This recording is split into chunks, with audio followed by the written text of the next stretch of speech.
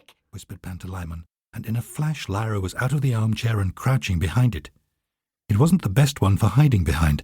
She'd chosen one in the very centre of the room, and unless she kept very quiet... The door opened, and the light changed in the room. One of the incomers was carrying a lamp, which he put down on the sideboard. Lyra could see his legs in their dark green trousers and shiny black shoes. It was a servant. Then a deep voice said, "Has Lord Asriel arrived yet?" It was the master. As Lyra held her breath, she saw the servant's demon, a dog like all servants' demons, trot in and sit quietly at his feet, and then the master's feet became visible too in the shabby black shoes he always wore. "No, master," said the butler. "No word from the aerodock either." "I expect he'll be hungry when he arrives. Show him straight into hall, will you?" "Very good, master." "And you've decanted some of the special tokai for him?" "Yes, master, the 1898 as you ordered. His lordship is very partial to that, I remember." "Good. Now leave me, please." "Do you need the lamp, master?" "Yes, leave that too. Look in during dinner to trim it, will you?" The butler bowed slightly and turned to leave, his demon trotting obediently after him. From her not much of a hiding place, Lyra watched as the master went to a large oak wardrobe in the corner of the room, took his gown from a hanger, and pulled it laboriously on.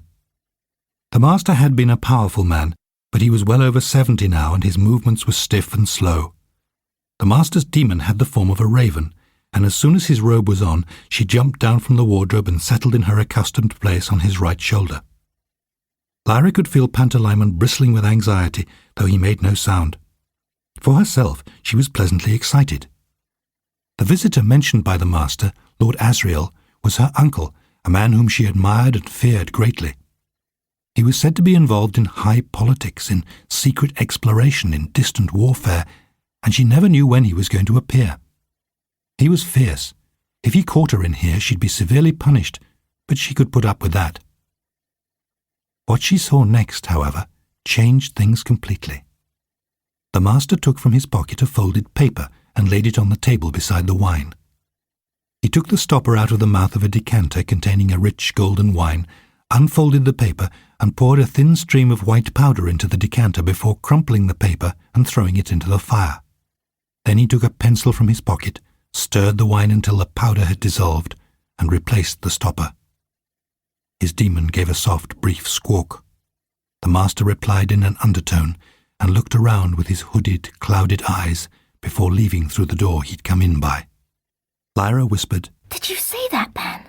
"Of course I did. Now hurry out before the steward comes." But as he spoke there came the sound of a bell ringing once from the far end of the hall. "That's the steward's bell! I thought we had more time than that." Pantalaimon fluttered swiftly to the hall door and swiftly back.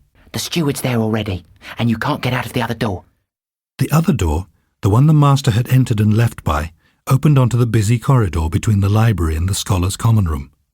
At this time of day it was thronged with men pulling on their gowns for dinner or hurrying to leave papers or briefcases in the common room before moving into the hall. Lyra had planned to leave the way she'd come, banking on another few minutes before the steward's bell rang. And if she hadn't seen the master tipping that powder into the wine, she might have risked the steward's anger or hoped to avoid being noticed in the busy corridor. But she was confused, and that made her hesitate. Then she heard heavy footsteps on the dais. The steward was coming to make sure the retiring room was ready for the scholars' poppy and wine after dinner. Lyra darted to the oak wardrobe, opened it, and hid inside, pulling the door shut just as the steward entered. She had no fear for Pantalaimon. The room was sombre-coloured, and he could always creep under a chair. She heard the steward's heavy wheezing, and through the crack where the door hadn't quite shut she saw him adjust the pipes in the rack by the smoking stand and cast a glance over the decanters and glasses. Then he smoothed the hair over his ears with both palms and said something to his demon. He was a servant, so she was a dog, but a superior servant, so a superior dog. In fact, she had the form of a red setter.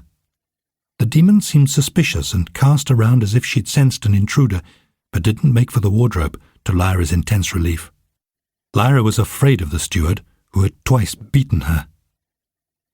Lyra heard a tiny whisper. Obviously Pantalaimon had squeezed in beside her. "We're going to have to stay here now. Why don't you listen to me?" She didn't reply until the steward had left. It was his job to supervise the waiting at the high table. She could hear the scholars coming into the hall, the murmur of voices, the shuffle of feet.